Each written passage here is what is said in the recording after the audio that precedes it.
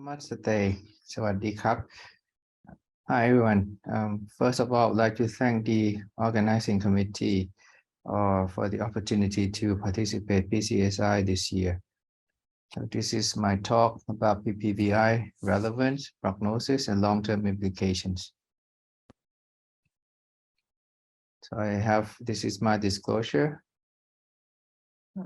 So first, I would like to start with the anomalies of the RVOT. I think this is very classic slide showing that majority of the cases will be the native or non-conduit RVOT, which has mostly involving on regurgitation of pulmonary valve rather than stenosis. But about 20% of those patients with RVOT dysfunction or RVOT problems have to deal with the conduit problems, which most of the time having stenosis plus regurgitation. And this is the timeline of the percutaneous pulmonary valve platform. So starting from 22 years ago, the Melody valve implanted, and then just gradually emerging of the different kind of variety of the platforms, including self-expandable up here or balloon expandable down there, like a sapien valve or the My valve, which is just coming 2 years back from India. And also they also have the adaptive device just to present it in order to reduce the size of the RVOT, and then this can be the landing zone or docking part for the balloon expandable valve. In Thailand, we do have 5 options now. The Melody still having the Venus P, the Polestar, and the Sapien, and last but not least, the My valve. I won't go through all of this because it will take a lot of time to explain, but let me show you what I would like to share. In terms of the valve function, especially in the long term, I would start with this very recent publication. I won't go to the previous publication, but just to share with you that this is the latest one made in the US.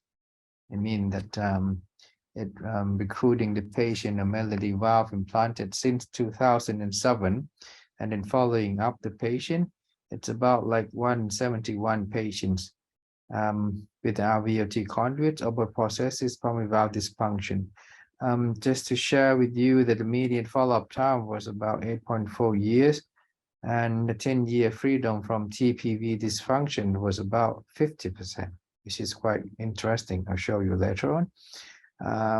But in terms of the valve function, as you can see, there is no obvious regurgitation. Well, just mild to moderate, but not severe.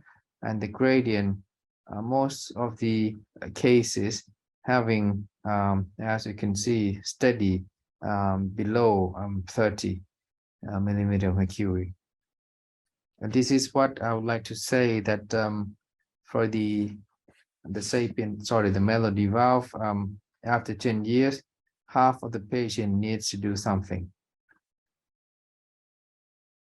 And this is another publication which is quite very nicely showing that in terms of the long-term outcome from Germany, this is about 240 cases, and 89% of the patient were the conduit RVOT. Majority of the cases would be Melody valve, but about like 16 cases would be was the Sapien valve.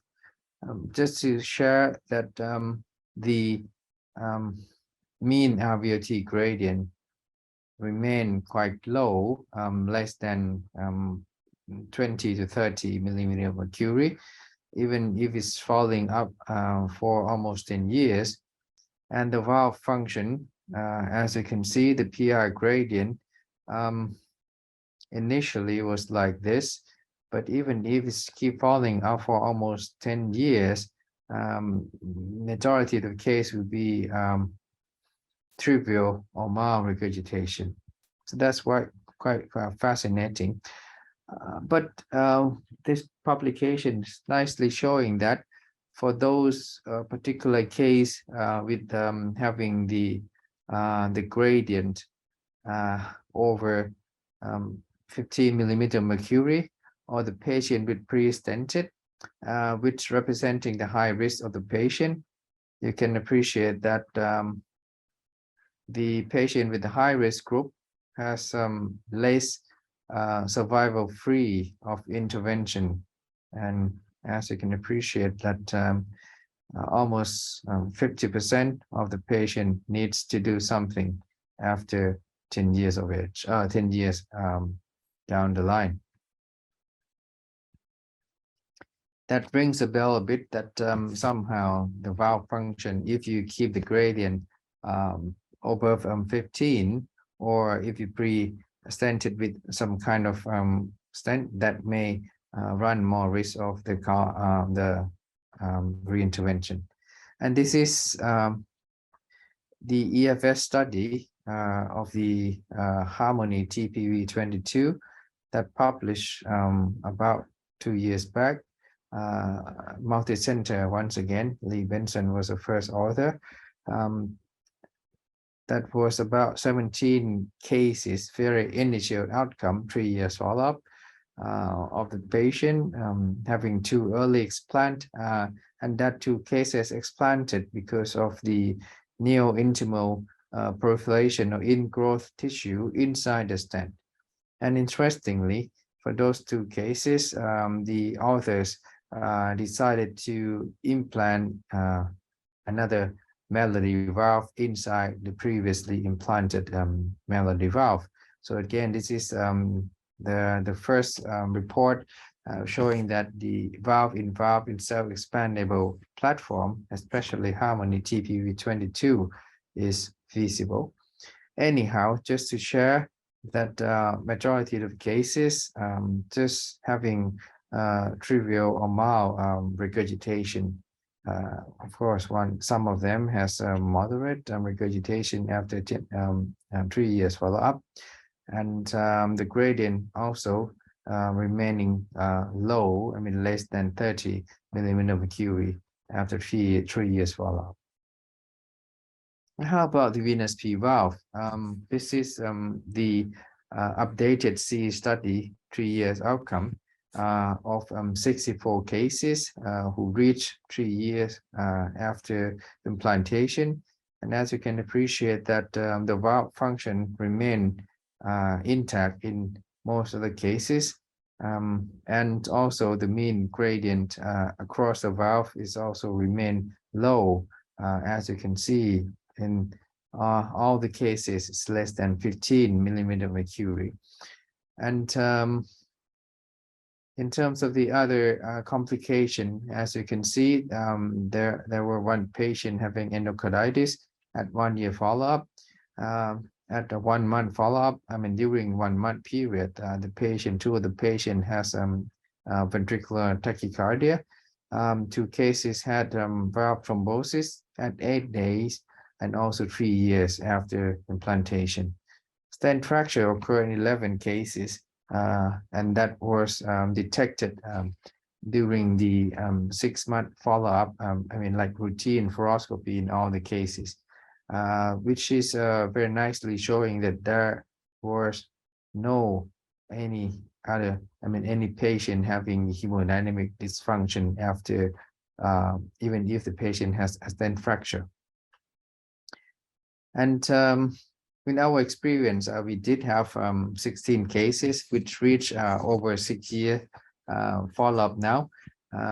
You can appreciate that the gradient remain less than 30 in most of the cases, and also PR fraction, PR severity from echo in majority of the cases having trivial to mild PR.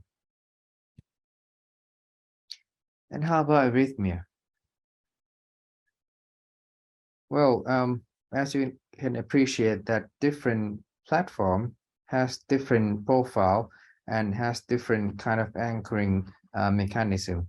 For the balloon expandable, you can appreciate that the sapien valve here is very short, sleek, and very low profile. For the Melody, it's kind of conduit, but there's no flare at all. But for others, for example, like Venus, Harmony, Polestar, PT, Altera, they are all having flare. Even it's less like the Polestar, or even more like the Harmony, Venus, or PT, or sometimes they may have something like a little outward flare with spikes, like the Altera. But as you can see here, that the arrhythmia, especially ventricular arrhythmia, the rate is ranging from 0 up to like 17% or 30% in some particular devices. So again, most of them, even if there was the arrhythmia, but I mean, all of them has resolved and are self-limited. And how about PPVI versus SPVR? So let's start with the meta-analysis done from China. It's about like analyze of the about 4,000 cases from the PubMed and Cochrane library database, about 18 years period, and all of them were Melody and sapien valve. And as you can see here, TPVR has less all-cause mortality, mortality at the longest reported follow-up time point, less incidence, I mean less duration hospital stay, 30-day readmission, and also recurrent PR compared to surgery is less. However, the post-procedure endocarditis looks as if it's higher than surgery, and the odds ratio was 4.6, almost 4.6, and risk of reoperation was about 2.19, 2.2 odds ratio. Again, just to emphasize that there's a pros and cons between the TPVR and SPVR. And this is the made in US study once again in adult hospital in the US since during 2016 and 2017. So they recruited the PPVI cases about 1,000, and also SPVR is about 4,300 or 4,000 cases. For the PPVI, the Melody and sapien XT were the valve implanted. And as you can appreciate that these asterisk bar, I mean here representing statistical significance. Of course, after surgery, the patient may have need blood transfusion, respiratory complication, pre-procedural bleeding, or the ventricular, sorry, the pulmonary pacemaker implantation, complete heart block, cardiac arrest, also having a high incidence from surgery, cardiogenic shock, and discharge to nursing facility is different significantly between PPVI and SPVR. And the patient with the STEMI or the PCI somehow is higher in PPVI group. But for this publication, they summarize that they conclude that SPVR has longer length of stay, 5 days in comparison to 1 day for the PPVI. And also they say that the cost of index hospitalization between the SPVR and the PPVI are comparable. Let me show you a bit more on the long-term outcome, especially the reintervention rates after bioprosthetic PVR. So this is a thing that perhaps we need to use as a reference for the PPVI. All the cases here demonstrating from the 8 center about like 1,300 cases. A majority of case would be Tetralogy of Fallot, and as you can appreciate that the bioprocesses the surgeon put was the C. puri mouth, C. magna east, Sorin mitral flow, and the overall 1, 3, 5, and 10 years freedom from reintervention rates was especially at 10 years was about 65%. So again, this is quite similar to what I showed you previously with the Transcatheter pulmonary valve implantation platform, where about 50% need reintervention, especially melody. And here you can appreciate that if you can have a look on the age at surgery, for those who need surgery beyond 80 years old, looks as if the reintervention rate at 10 years is even less than those patients who surgically implanted of the bioprocesses before 18 years old. And how about endocarditis? Well, just to share this one, because I think this is quite important publication and also quite recent published. This is again from the US. It's nationwide registry-based analysis of endocarditis risk after PVR, and this study include surgical and also percutaneous PVR that recruit about almost 1,200 cases, and the endocarditis occur in about 4.8% of patients during a follow-up of total about 9,397 patient years.